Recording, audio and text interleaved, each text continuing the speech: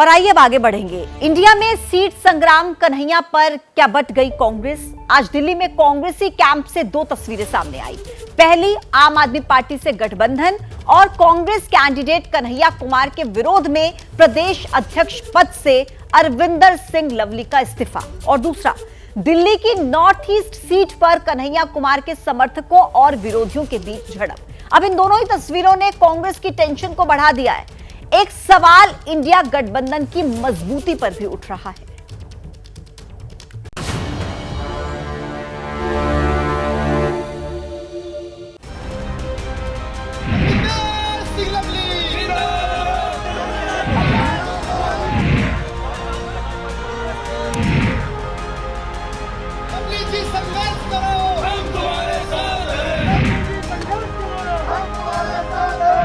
दिल्ली में कांग्रेस के अंदर से गुस्से का लावा फूटा है, जिसके केंद्र में है नॉर्थ ईस्ट दिल्ली से उम्मीदवार कन्हैया कुमार।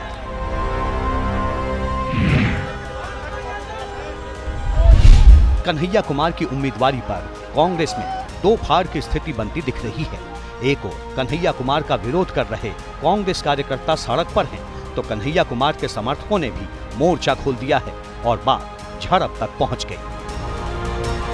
नॉर्थ ईस्ट इलाके की जहां पर कई सारे जो कार्यकर्ता हैं कांग्रेस के, वो यहां पर पहुंचे हुए थे और इस तरह की तस्वीरें आप यहां पर देख पाएंगे। जो पोस्टर, जो विरोध का पोस्टर लेकर यहां पर पहुंचे हुए थे, उसे हटाने का जो काम है वो तमाम सारे जो कन्हैया के समर्थक हैं वो यहां पर पहुंचे हुए हैं और एक तरह से कांग्रेस के कार्यकर्ताओं के बीच जो झड़प की तस्वीर वो आप यहां पर देख पाएंगे। भारी झड़प, भारी विरोध जो है वो कांग्रेस के अंदर ही एक दूसरे के जो कार्यकर्ता हैं उनके बीच यहां पर देखने को मिल रहा है। कुछ कार्यकर्ता कह रहे हैं कि कहीं से भी कोई भी व्यक्ति आके लड़ सकता है चुनाव, तो कन्हैया का विरोध क्यों कर रहे हैं? तो इस तरह की तस्वीरें आप यहाँ पर देख पाएंगे। दिल्ली के नॉर्थ ईस्ट लोकसभा क्षेत्र में ऐसे सैकड़ों कार्यकर्ता हैं जिन्होंने कन्हैया कुमार के खिलाफ विरोध की तख्तियां उठा ली हैं, जिस पर साफ शब्दों में लिखा है उन्हें अपने लोकसभा क्षेत्र में बाहरी उम्मीदवार कबूल नहीं।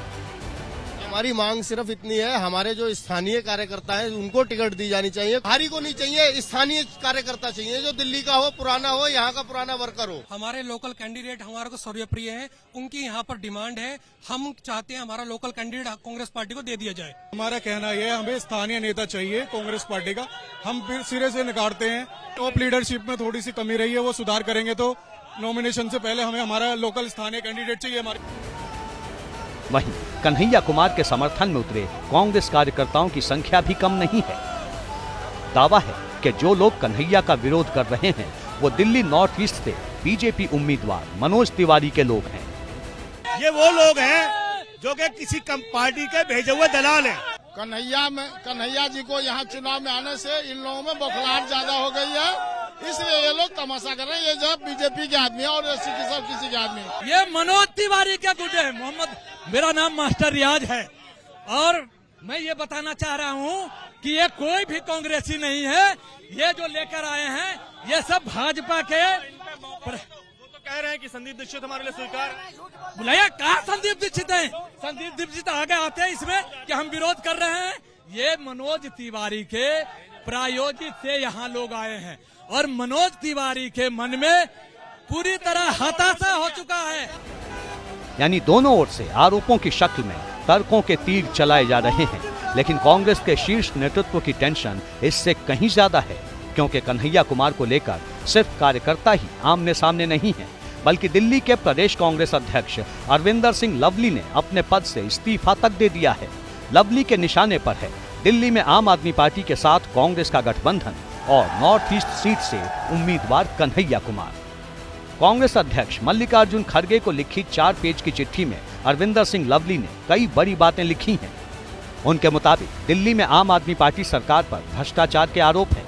दिल्ली के कांग्रेस नेता आम आदमी पार्टी के साथ गठबंधन नहीं चाहते, लेकिन बात नहीं मानी गई। कार्यकर्ताओं की मंशा को नजरअंदाज कर नॉर्थ वेस्ट से उदित राज और नॉर्थ ईस्ट सीट से कन्हैया कुमार को टिकट दिया गया।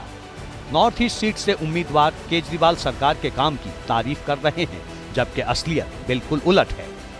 दिल्ली के तमाम कांग्रेस के कार्यकर्ताओं की पीड़ा है, उसको खत के जरिए अपने अध्यक्ष को लिख के भेज दिया है। हमारा स्टैंड जरूर ये था कि हम लोग मिल के चुनाव लड़ रहे हैं, लेकिन कभी कांग्रेस पार्टी और कांग्रेस के वर्कर्स ने ये नहीं कहा था कि हम जो है क्लीन चिट दे रहे हैं या हम लोग जो है स्कूल्स और हॉस्पिटल खोलने का क्रेडिट दे रहे हैं, जो कि वास्तविकता से कहीं दूर है।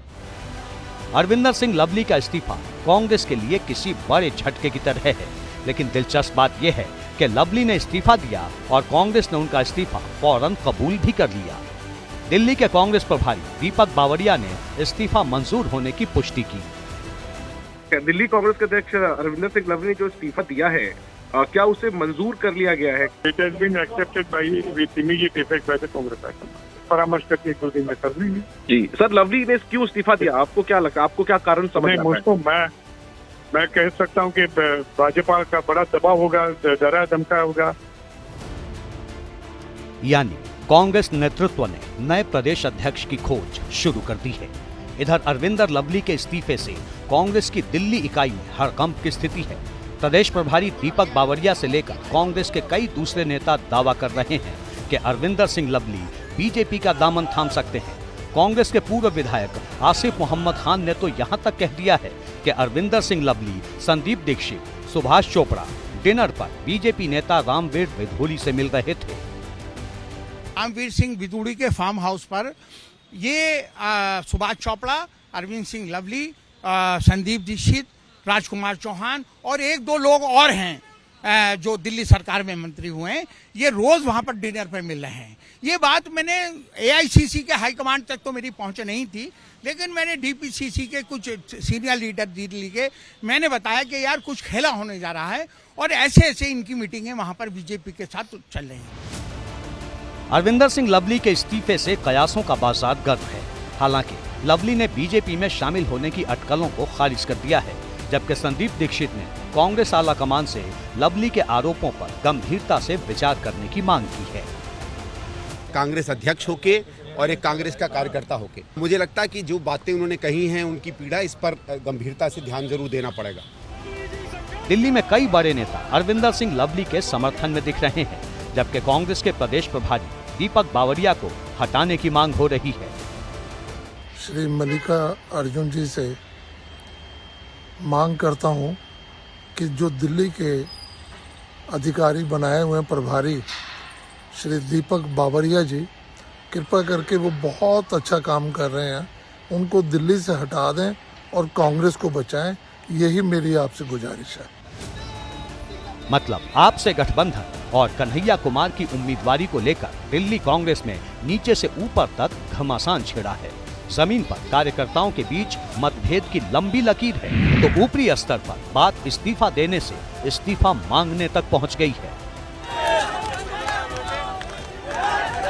अब देखिए, मतलब दिल्ली में कांग्रेस के अंदर बनी दो फाड़ की सिचुएशन के केंद्र में कन्हैया कुमार का चेहरा है और चर्चा यह भी है कि अरविंदर सिंह लवली बीजेपी में शामिल हो सकते हैं। इधर कन्हैया कुमार के चुनावी कार्यालय से निकली एक तस्वीर सियासत में नई हलचल पैदा कर रही है।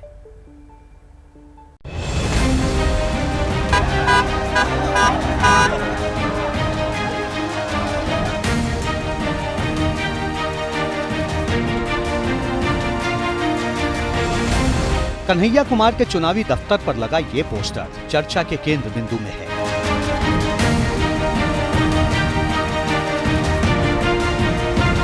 जब कांग्रेस के तमाम कार्यकर्ता और नेता आम आदमी पार्टी के साथ गठबंधन और कन्हैया कुमार का विरोध करने में जुटे हैं, तो पोस्टर पर कांग्रेस लीडरशिप के साथ आम आदमी पार्टी के नेताओं की तस्वीर तपिश बढ़ाने वाली है। पहले पोस्टर पर गौर कीजिए।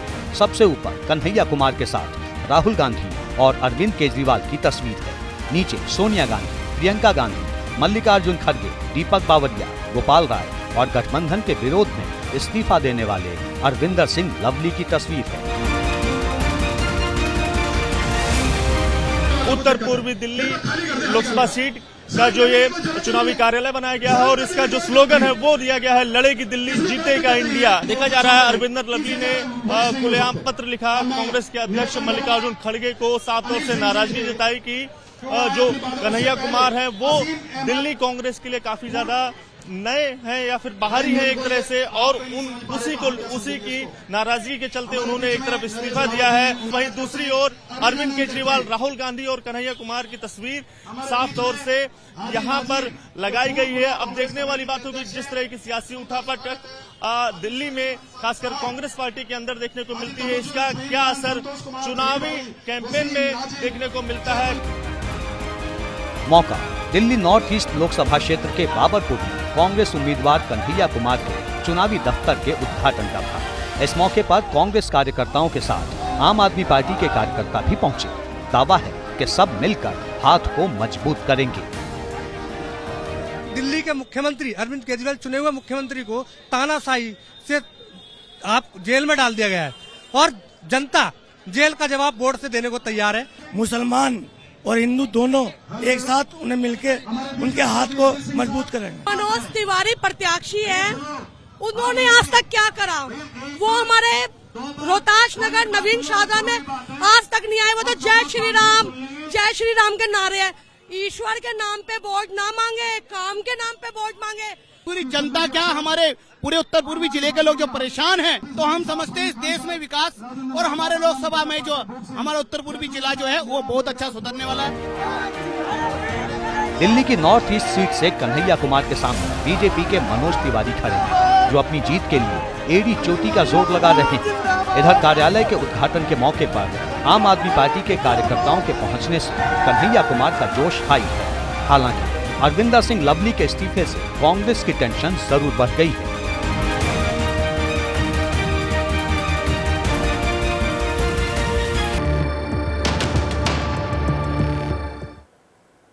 नमस्कार, एबीपी न्यूज पर बहुत स्वागत है आप सभी का। आपके साथ मैं हूं पूजा सचदेवा। उत्तर प्रदेश की अमेठी लोकसभा सीट फिर एक बार सुर्खियों में है। बीजेपी ने यहां से पहले ही स्मृति ईरानी को टिकट दिया हुआ है। अमेठी में लगातार डटी हुई स्मृति ईरानी आज अयोध्या पहुंची और उन्होंने रामलला से जीत का आशीर्वाद लिया। तो दूसरी तरफ कांग्रेस से एक बार फिर राहुल गांधी के चुनावी मैदान में उतरने की चर्चा है।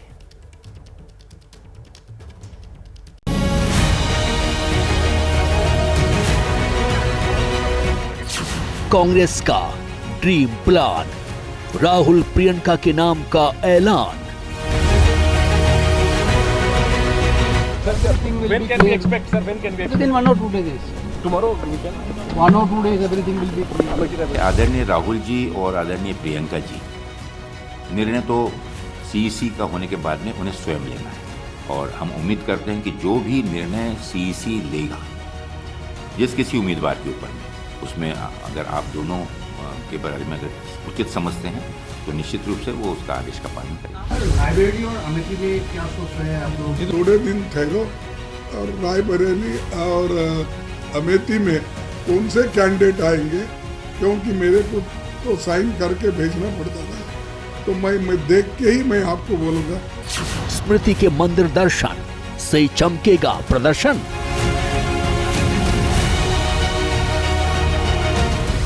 रामलला की करुणा आज हर मन को छू रही है। राम भक्तों का ये सबसे बड़ा सौभाग्य है कि आज हम प्रभु को इस भव्य रूप में, भव्य मंदिर में आराध्य के रूप में देख पा रहे हैं। इस बार अमेठी में भारतीय जनता पार्टी अपने विजय को दोहराने के साथ रायबरेली में कमल खिलाएगी।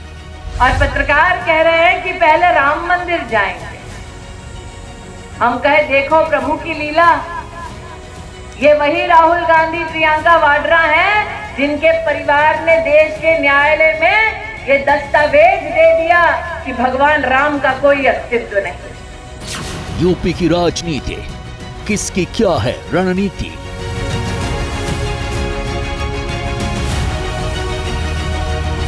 किसका फॉर्मूला हिट? 4 जून को कौन मिसफिट? लोकसभा चुनाव के लिए 2 फेज के लिए वोटिंग हो चुकी है। इसके साथ ही केरल की वायनाड सीट पर भी वोटिंग खत्म हो गई है। अब खबर आ रही थी कि कांग्रेस केरल से वायनाड में वोटिंग खत्म होने का इंतजार कर रही है और वोटिंग खत्म होने के बाद अमेठी और रायबरेली सीट के उम्मीदवारों का ऐलान करेगी। अब दोनों सीटों को लेकर अटकलों का बाजार गर्म है। अमेठी और रायबरेली से प्रत्याशी कौन होगा?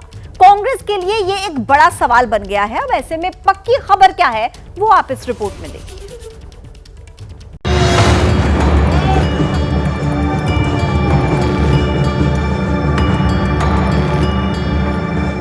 कांग्रेस पार्टी के लिए पॉलिटिकल पावर सेंटर रहे ये अमेठी की तस्वीरें हैं, जहां कांग्रेस कार्यालय की रंगाई पुताई चल रही है। राहुल बिन अमेठी सून के पोस्टर दिखने लगे हैं, नेताओं के जमघट लगने लगे हैं, क्योंकि खबर है कि जल्द ही राहुल गांधी अमेठी कैंप करने वाले हैं, अमेठी से चुनाव लड़ने वाले हैं। खुद राहुल गांधी और कांग्रेस अध्यक्ष मल्लिकार्जुन खड़गे ने इस बात के संकेत भी दे दिए हैं। देखिए, अमेठी के बाद कांग्रेस का डिसीजन है, जो भी मुझे ऑर्डर मिलेगा मैं वो करूंगा। सीईसी मीटिंग हमारी पार्टी में सीईसी मीटिंग्स में ये डिसीजन लिए जाते हैं। When can we expect, sir? When can we expect? Within 1 or 2 days. Tomorrow we can. 1 or 2 days, everything will be clear. दूसरी तरफ स्मृति ईरानी अमेठी के रण को जीतने के लिए एड़ी चोटी का जोर लगाए हुए हैं। रविवार की शुरुआत राम मंदिर में रामलला के दर्शन से की तो अमेठी के कई मंदिरों में दर्शन पूजन किया। स्मृति ईरानी ताबड़तोड़ प्रचार में जुटी हुई हैं। वो कांग्रेस पर हमले भी कर रही हैं और अमेठी में किए गए कामकाज का हिसाब भी गिनवा रही हैं, क्योंकि जब से राहुल अमेठी हारे हैं तभी से अमेठी राजनीतिक चर्चा के केंद्र में है। अमेठी सिर्फ एक लोकसभा की सीट नहीं है, बल्कि ये राजनीति में गांधी परिवार और कांग्रेस के वर्चस्व का साक्ष्य है। संजय गांधी, राजीव गांधी और सोनिया गांधी यहाँ से सांसद रह चुके हैं। जब देश की राजनीति में कांग्रेस शिखर पर थी तो अमेठी में कांग्रेस का सिक्का चलता था। आज कांग्रेस हाशिए पर है तो इसका असर अमेठी में भी दिख रहा है। अमेठी को यूं ही गांधी परिवार का गढ़ नहीं कहा जाता है। पिछले 42 साल में अमेठी में 11 चुनाव और 2 उपचुनाव हुए हैं। इनमें से कांग्रेस ने 11 चुनाव में जीत दर्ज की है। बीजेपी सिर्फ 2 चुनाव में अमेठी जीत सकी है। 1998 और 2019 में ही बीजेपी को अमेठी से जीत मिली। इसलिए कांग्रेस के मन में अमेठी की हार की टीस बरकरार है और ये दर्द तब और बढ़ जाता है जब स्मृति ईरानी का जिक्र आता है, क्योंकि स्मृति ने कांग्रेस के गढ़ में कांग्रेस के भविष्य यानी राहुल गांधी को हराया था। 2014 के लोकसभा चुनाव में राहुल गांधी के खिलाफ भारतीय जनता पार्टी ने स्मृति ईरानी को चुनाव मैदान में उतारा था। यूपीए सरकार की एंटी इनकम्बेंसी, महंगाई, भ्रष्टाचार के मुद्दों के साथ ही मोदी लहर के बावजूद राहुल गांधी ने ये सीट बचा ली। हालांकि 2009 में राहुल की जीत का मार्जिन 3.7 लाख रहा, जो 2014 में घटकर 1.07 लाख पर आ गया और आखिरकार साल 2019 में स्मृति ईरानी ने राहुल गांधी को 55,000 वोटों से पटाखनी दे दी। 2019 में स्मृति ईरानी की जीत कोई एक चुनाव की लहर का नतीजा नहीं थी। उन्होंने सिस्टमैटिक तरीके से अमेठी के हर इलाके में राहुल गांधी के वोटर्स में सेंधमारी की। पहले 2014 में हार का अंतर घटाया और फिर 2019 में जीत दर्ज की। विधानसभा चुनाव में भी ये पैटर्न दिख गया था। अमेठी जिले में 2007 के विधानसभा चुनाव में कांग्रेस का वोट शेयर लगभग 34% रहा था, जो 2012 की विधानसभा चुनाव में घटा और ये लगभग 30% पर आ गया। 2017 के विधानसभा चुनाव में तो ये 25% से भी नीचे आ गया और 2022 की विधानसभा चुनाव में अब तक के सबसे कम 14% पर जा गिरा। 2022 विधानसभा चुनाव में बीजेपी ने अमेठी लोकसभा की 5 में से 2 विधानसभा पर जीत हासिल की। साथ ही हर सीट पर जीत का अंतर लगभग 22,000 से लेकर 77,000 तक रहा। ऐसा नहीं है कि स्मृति ईरानी ने 2014 में कुछ नहीं किया। 2014 में भी उन्होंने लड़ाई लड़ी। राहुल गांधी वो वहाँ पर दोबारा चुन तो लिए गए 2014 में, लेकिन उसके बाद भी उन्होंने उस खतरे को नहीं भापा कि वहाँ पर उनको ज़्यादा मेहनत करनी चाहिए, ज़्यादा कनेक्ट रखना चाहिए। और स्मृति ईरानी ने हारने के बाद भी उसको अपना घर बना लिया। यूँ समझिए 2014 से 2019 तक स्मृति ईरानी का फोकस सारा का सारा अमेठी पर रहा, जिसका नतीजा 2019 के चुनावों में मिला और राहुल गांधी को उन्होंने 55,000 वोटों से हरा दिया। ऐसे में मौजूदा राजनीतिक हालात और जमीनी हकीकत को देखते हुए स्मृति ईरानी काफी मजबूत दिखाई दे रही हैं। लेकिन अमेठी की आम जनता की इस बारे में क्या राय है, उन्हें कौन मजबूत लगता है, ये जान लेते हैं। ये बताइए, अगर अमेठी से राहुल गांधी चुनाव लड़ते हैं तो कैसे इसको आप देखते हैं? उनका स्वागत है सर। इलेक्शन तो हर आदमी लड़ सकता है, बट वो इलेक्शन हारने के बाद अभी तक कभी दिखाई नहीं दिए, जनता से काफ़ी दूर बने रहे।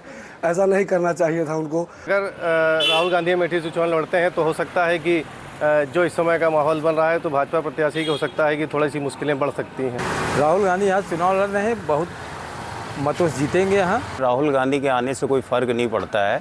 वैसे हमारी दीदी स्मृति ईरानी यहाँ फुल बहुमत से अच्छे वोट से जीत रही हैं। पॉलिटिकल एक्सपर्ट्स माने तो राहुल गांधी 2024 में अमेठी से आउट ऑफ पेस दिख रहे हैं, जिसकी वजह भी है। 2019 के चुनाव में स्मृति ईरानी ने वादा किया था कि अगर वो अमेठी से जीतती हैं तो जनता को उनसे मिलने के लिए दिल्ली नहीं जाना पड़ेगा।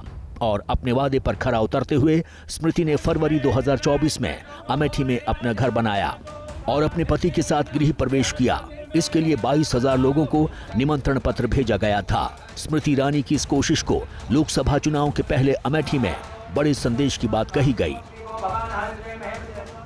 अगर आंकड़ों पर निगाह डालें तो साल 2020 से 2023 तक स्मृति ईरानी ने 1 दर्जन से ज्यादा दौरे किए हैं। दूसरी तरफ राहुल गांधी ने 2019 की हार के बाद अमेठी से दूरी बना ली। 9 जुलाई 2019 को अपनी हार के कारणों की समीक्षा करने के करीब 900 दिन बाद 18 दिसंबर 2021 में राहुल पहली बार अमेठी पहुंचे। इसके बाद राहुल गांधी लगभग 70 दिन के बाद 25 फरवरी 2022 को अमेठी गए। राहुल गांधी आखिरी बार 19 फरवरी 2024 को भारत जोड़ो न्याय यात्रा लेकर 725 दिन के बाद अमेठी आए थे। हालांकि कांग्रेस नेता ऐसा नहीं मानते। वो जो इस तरह से बातें कर रही हैं वो केवल यहाँ पिकनिक मनाने आती हैं। कम से कम 4-5 मंत्रालय के मंत्री रही हैं। एक भी मंत्रालय का बोर्ड नहीं बता सकती कि जिस विभाग के वो मंत्री रही यहाँ पर उन्होंने कोई कार्य किया हो।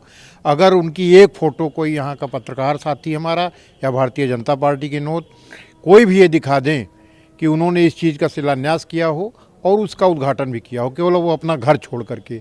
बाकी जो भी योजनाएं यहाँ थीं यूपीए सरकार में मनमोहन सिंह जी के नेतृत्व में, राहुल जी के अनुसार यहाँ के जो विकास के काम, जो रूपरेखा तैयार की गई थी, राजीव जी का जो 21वीं सदी का सपना था, उसको पूरा करने के लिए जो कार्य हुए हैं वही कार्य हुए हैं। दूसरी वजह जानने से पहले केरल के वायनाड में दिए गए राहुल गांधी के इस बयान को गौर से सुनिए। 16 अप्रैल को दिए इस बयान में दूसरी वजह का मर्म छुपा है। That I consider all the people of Wayanad to be like my family. Whenever I come here, you make me feel like I've come home. Smriti Irani ने भी वायनाड को लेकर राहुल गांधी पर वार किया है।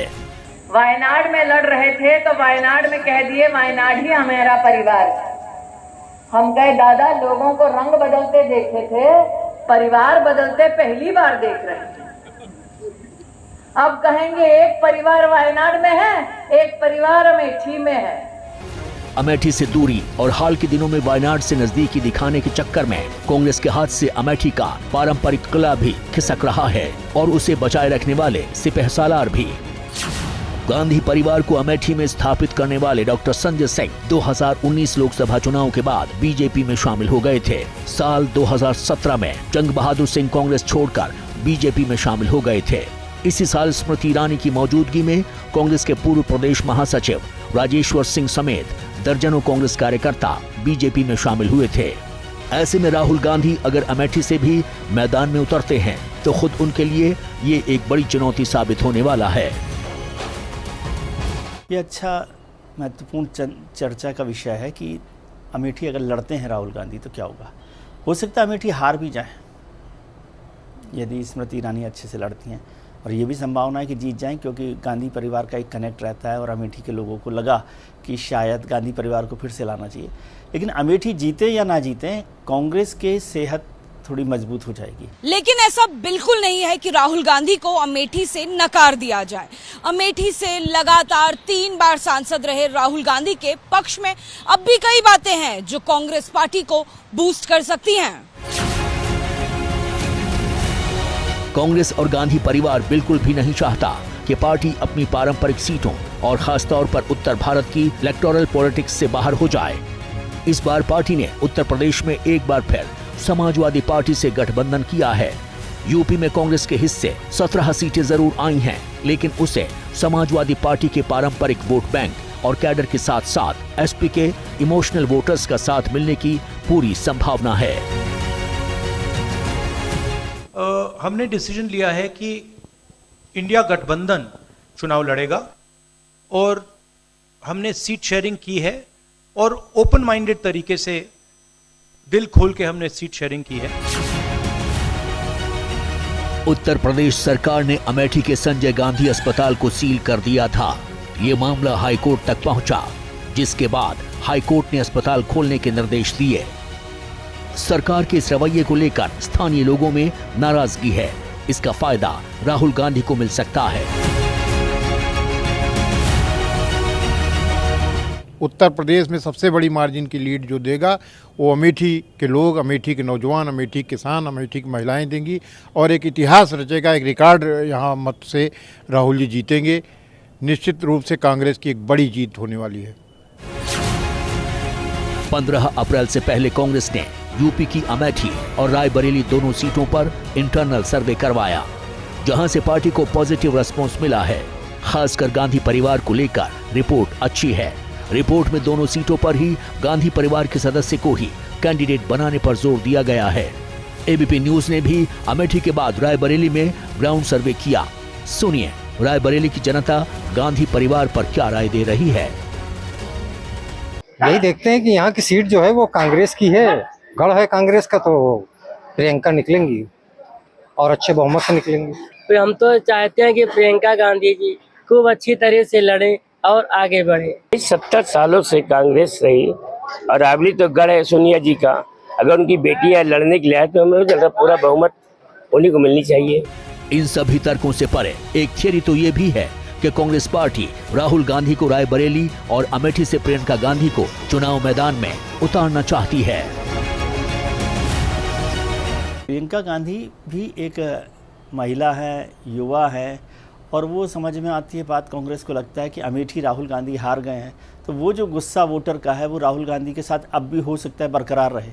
लेकिन प्रियंका गांधी वहाँ आती हैं तो एक महिला का दूसरी महिला के साथ और एक एग्रेसिव यूथ, दोनों बराबर के लीडर हैं और अभी तक प्रियंका को परखा नहीं गया है। रायबरेली में बीजेपी ने भी अभी तक किसी उम्मीदवार की घोषणा नहीं की है। जिले में ये भी चर्चा है कि भारतीय जनता पार्टी के वरुण गांधी को भी इस सीट से उतार सकती है।